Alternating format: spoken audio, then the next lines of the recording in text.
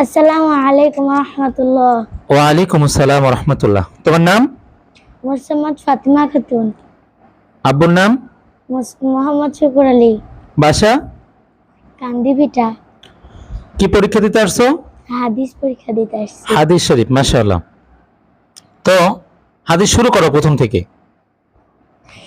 এক নাম্বার হাদিস শরীফ, আখলিস দীনাকা ইয়াকফিকাল আমালুল কলিল। এক নাম্বার হাদিস শরীফের অর্থ, তোমার ঈমানকে খাঁটি করো, অল্প আমলই নাজাতের জন্য যথেষ্ট হইবে। দুই নাম্বার হাদিস শরীফ, খায়রুকুম মান তাআল্লামাল কুরআন ওয়া আল্লামা।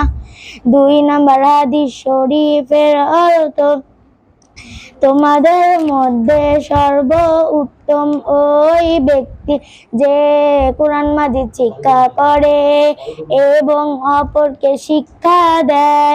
তিন নাম্বার হাদিস শরীফ, তলাবুল ইলমি ফারিদাতুন আলা কুল্লি মুসলিম। তিন নাম্বার হাদিস শরীফের অর্থ, দ্বীনি ইলম তলব করা প্রত্যেক মুসলমানের ওপর ফরজ। চার নাম্বার হাদিস শরীফ, আত-তুহুরু শাতরুল ঈমান। চার নাম্বার হাদিস শরীফের অর্থ, পবিত্রতা ঈমানের অঙ্গ।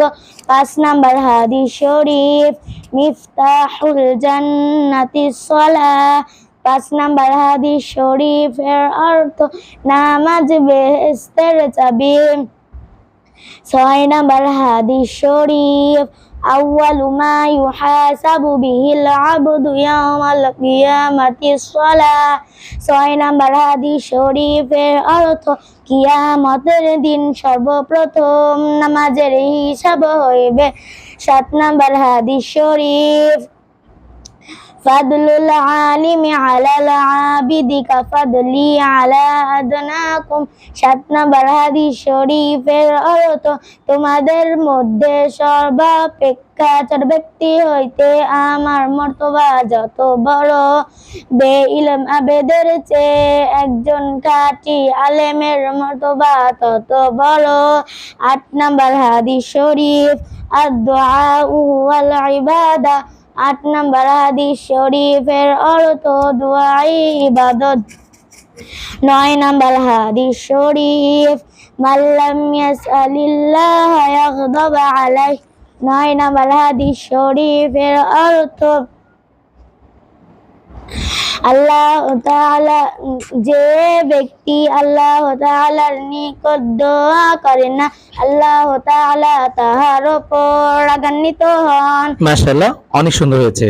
আচ্ছা, তুমি একটা হাদিস বললা যে কি মান সামাতা নাজাত, এই হাদিসের অর্থ কি বললা? যে চুপ থাকে সে নাজাত পায়। মাশাআল্লাহ, এটা কত নম্বর হাদিস?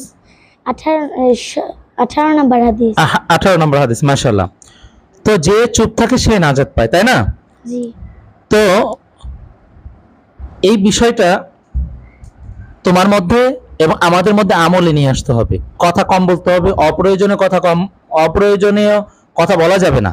প্রয়োজন যতটুকু ততটুকু বলতে হবে, ঠিক আছে?